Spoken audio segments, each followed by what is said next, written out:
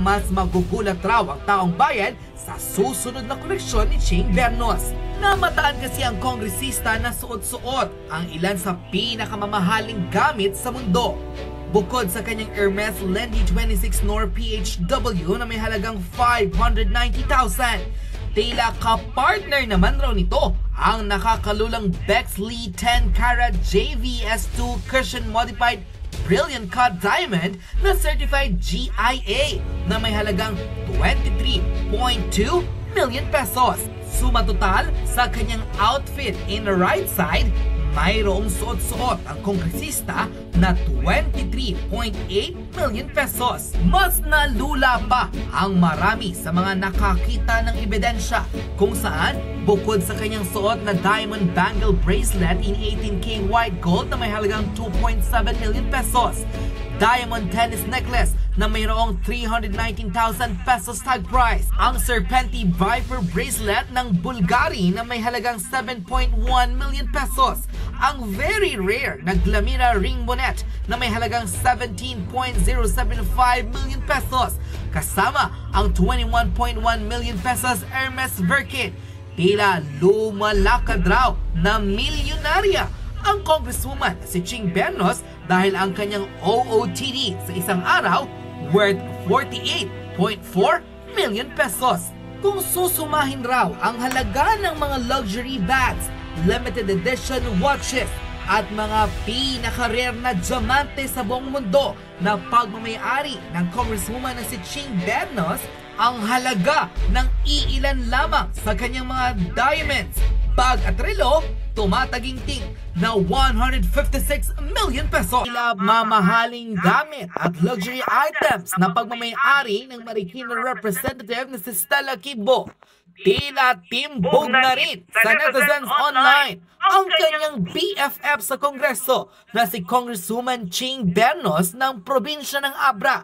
kung saan ito ang isa sa pinaka-kontrobersyal na mambabatas dahil siya lang naman ang huminto o nag-terminate ng budget briefing ng Office of the President na sa loob ng 15 minutes, aprobado agad ang 10.5 billion pesos fund ng Office of the President.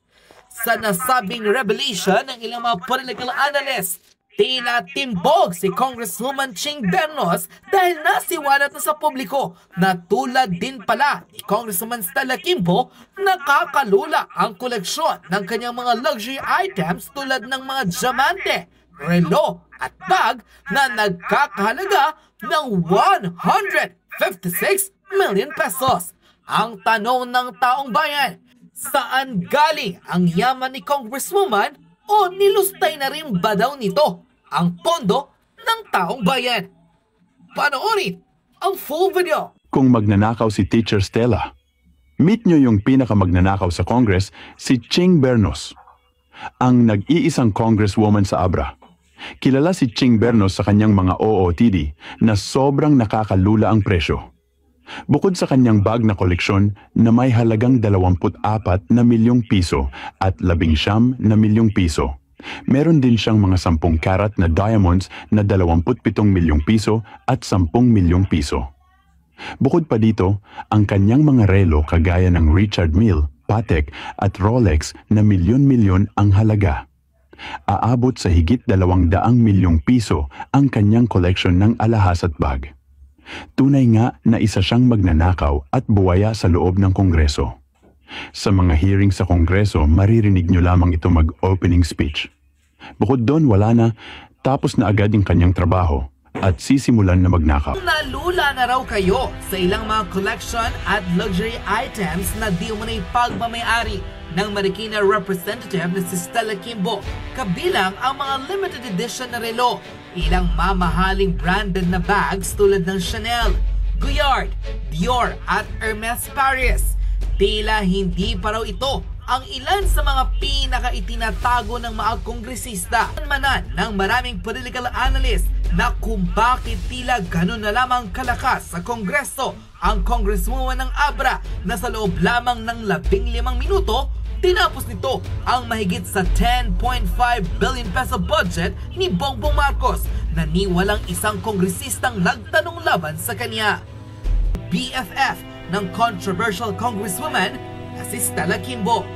Kabilang sa kanyang nakakalulang koleksyon ng relo ay ang Patek Philippe World Time na nagkakahalaga ng 2.2 million pesos, ang Rolex Day-Date 40 na may halagang 2.8 million pesos, Rolex GMT Master 2 na may halagang 1.1 million pesos, at Rolex Oyster Perpetual Celebration Dial na may halagang 1.098 million pesos. Halos mabilao ka naman ng maraming netizen nang makita pa nila ang ilan sa mga pinakamamahaling relo rin na pagmamayari mismo ni Ching Bernos. Kabilang nito ang limited edition Richard Mille Automatic Winding Lifestyle Flyback Chronograph na may halagang 16.7 million pesos, Patek Philippe Aquanaut Rose Gold na may halagang 5.1 million pesos, Patek Philippe Aquanaut in Black Dial with 3.1 million pesos tag price, at ang limited edition Philippe Patek na nagkakahalaga ng 3.1 million pesos. Halos atakihin pa ang netizens online ng mabulgar sa publiko na tila ka-level na raw pala ni Congresswoman Ching ang business tycoon na si Alice Eduardo, dahil tulad ng businesswoman billionaire, di umano'y pagmamayari rin ni Congresswoman Ching Bernos ang Richard Mille RM029 na may halagang 10.6 million pesos, ang limited edition Richard Mille RM07-01 for ladies in 18K white gold top diamonds with red Jasper Island diamond na may halagang 12.5 million pesos, at ang pinakamahal sa lahat, ang limited edition Richard Mille RM72-01 Titanium Automatic Chronograph na may tumataginting na presyong 17.4 million pesos. Hindi rin papahuli si Congresswoman sa pangongolekta ng ilang mga luxury bags, dahil hindi lamang pala ito limited edition kundi very rare at made to order ang kanyang pagmamayaring Hermes So Black Midnight Faubourg Birkin 20 Matte Alligator Handbag na may tag price na $350,000 o sa Philippine Peso 19.5 million peso. Mala celebrity na rin daw pala ang datingan ni Congresswoman Ching Bernos, dahil tulad ni Heart Evangelista, tila na-afford nitong bumili ng Hermes Mage Faubourg Birkin 20 White Matte Alligator Handbag na may halagang $399,000 o sa Philippine Peso, tumataginting na 23.4 million pesos sa iisang bag. Kung ang inaakala raw ng maraming netizen na tapos na sa pasabog ang mga sikretong ilalabas ng ilang kilalang political analyst, tila ang pinakamalaking tanong ngayon ng taong bayan,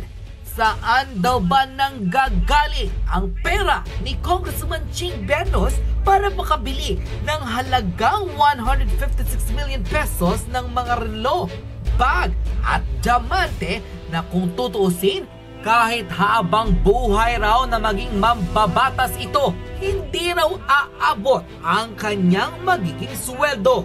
Pagtataka tuloy ng maraming netizen, ito raw ba ang nooy sinasabi ng ilang mga taga-Abra na dahil si Congresswoman Ching lamang ang nagkaisa-isang kongresista sa probinsya nila, maaaring tila kopo raw nito ang budget ng kanilang probinsya. Nakakalungkot nga raw ng tunay na posibleng may mga kapit rin daw di umano ang kongresista sa pinakamataas na lider ng bansa, dahil sa kabila ng kanyang karangyaan sa buhay, nananatiling pinakamahirap na probinsya ang Abra sa buong Pilipinas, at marahil hindi ito makakaahon hanggang di umano'y may mga taong kinukupit di umano ang pondo na para sana sa mga Pilipino.